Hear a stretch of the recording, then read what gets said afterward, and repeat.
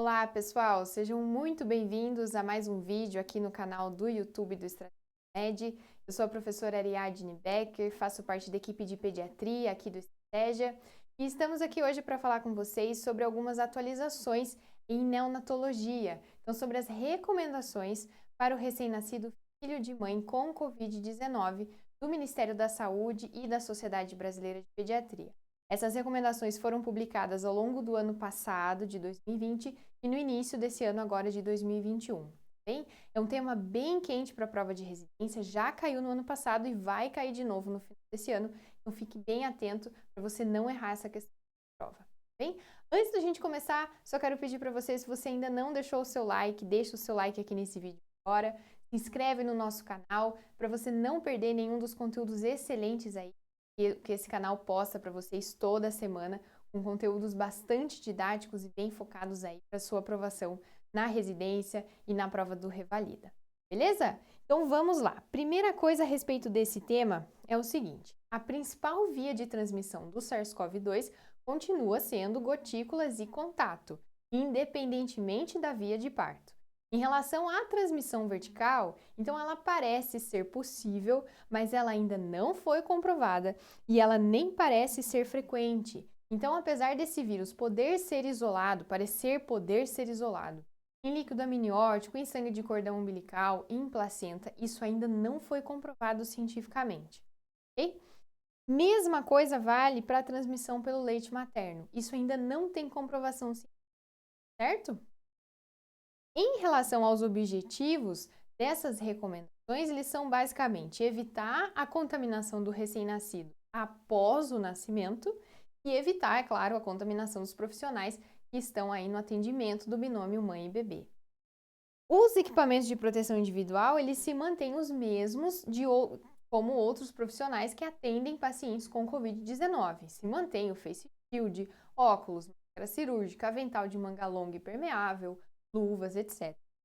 E que é o característico aqui da situação do recém-nascido filho de mãe com Covid-19. O Ministério da Saúde e a Sociedade Brasileira recomenda que a N95 e ou PFF2, elas são obrigatórias para o profissional que for fazer manejo de via aérea. Então, o profissional que for o responsável por intubação, pela VPP, pela aspiração de via aérea, que são procedimentos que geram aerossóis, esse profissional deve obrigatoriamente estar de N95. E para os outros, pode ser utilizado somente para cirúrgica, certo? Vamos então em relação à sala de parto propriamente dita. A primeira coisa aqui, pessoal, é o fluxo de reanimação neonatal não mudou, tá? Se você já souber isso, você já acerta boa parte das questões. Eu vou deixar em vermelho tudo aquilo que tem alguma particularidade, certo? Para que você fique mais atento. Então vamos lá. Em relação ao clampeamento de cordão umbilical, ele deve ser mantido de forma aí, ó, tardia, então de 1 a 3 minutos, sempre que for possível. Então esse clampeamento tardio ele garante índice hematimétrico bom para esse bebê lá com 1 a 3 meses de vida. Então ele deve ser mantido sempre que for possível. Em relação ao contato pele a pele, então muito cuidado aqui. Esse contato pele a pele, ele vai ser sim realizado, mas ele vai ser adiado para o momento após o banho materno, troca de máscara, touca, camisola e lençóis da mãe. Então, ao nascimento, esse bebê não deve ser colocado no tórax e no abdômen da mãe. Para te ajudar a lembrar, vou deixar aqui para você, ó, essa mãe com essa camisolinha escrito Don't touch, não encosta. Então, o bebê nasce, você fica segurando ele na sua mão, espera 1 a 3 minutos para clampear o cordão, pega esse bebê, leva para avaliação e depois que essa mãe tiver feito o banho, trocado a touca, máscara, os lençóis e a camisola, aí sim você vai fazer o pele a pele, mas já tendo tirado aquelas secreções, aquelas gotículas da mãe ali da pele. Então, o contato pele a pele é fundamental tanto para o relacionamento mãe e bebê, quanto para o desenvolvimento desse bebê para adaptação fora do útero. Então, ele deve ser mantido, mas com algumas precauções aí ele vai ser adiado, ok? Caso esse bebê precise aí ser reanimado, ou mesmo a própria avaliação inicial desse bebê, ela deve ser feita a uma distância mínima de 2 metros do leito da mãe. E vocês vão ver que essa distância mínima de 2 metros, ela permanece durante todo o internamento desse bebê na maternidade. Vai ser sempre 2 metros de distância mínima. Em relação ao fluxo de reanimação propriamente dito, então vamos lá por partes. Olha lá, primeira coisa, banho imediato não é obrigatório. Pode fazer uma decisão individualizada, de acordo com as vontades dessa mãe, da família e até em relação aos protocolos de cada serviço. Mas ele não é obrigatório, não tem comprovação científica de que ele reduza a chance de transmissão do SARS-CoV-2 para esse bebê, pelo menos até esse momento, certo? Em relação à aspiração de vias aéreas superiores, se mantém somente se necessário, não tem indicação de fazer aspiração de via aérea de rotina só porque o bebê é filho de mãe com Covid. Se esse bebê precisar de ventilação com pressão positiva, fique atento aqui, ó, não tem indicação de intubar de imediato esse bebê. Mantém ventilação com pressão positiva com balão e máscara. Isso aqui, gente, foi o que mais pegou o candidato ano passado. Para enganar aí, é Covid, então tem que intubar. Não tem nada a ver. Pense que esse bebê, se ele não respirar efetivo, ele precisa de ventilação com pressão positiva com balão e máscara. A chance de contaminação vertical por Covid-19 é muito baixa e não foi comprovada ainda. Não tem indicação de você intubar direto esse bebê só porque é Covid-19, ele é filho de mãe com Covid-19, certo? E por fim, preciso realmente intubar. Esse bebê mantém realmente, não está respirando, já fiz o EPP, ele não tem ventilação efetiva, ou então vou precisar massagear, preciso intubar por outros motivos. Não tem comprovação de que os filtros de proteção viral, né, que eles sejam benéficos.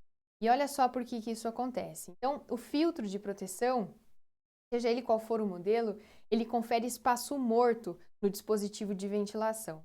E esse espaço morto é primordial, ele é fundamental para a ventilação efetiva de um bebê pequeno, principalmente de um prematuro abaixo de 1.000 gramas. Então, criar esse espaço morto, você está tirando a ventilação efetiva desse bebê. Então, esses filtros ainda estão em estudo. Não tem nenhuma comprovação científica, nem dizendo que eles são favoráveis, nem dizendo que eles são desfavoráveis. Então, não tem resposta nem que sim, não.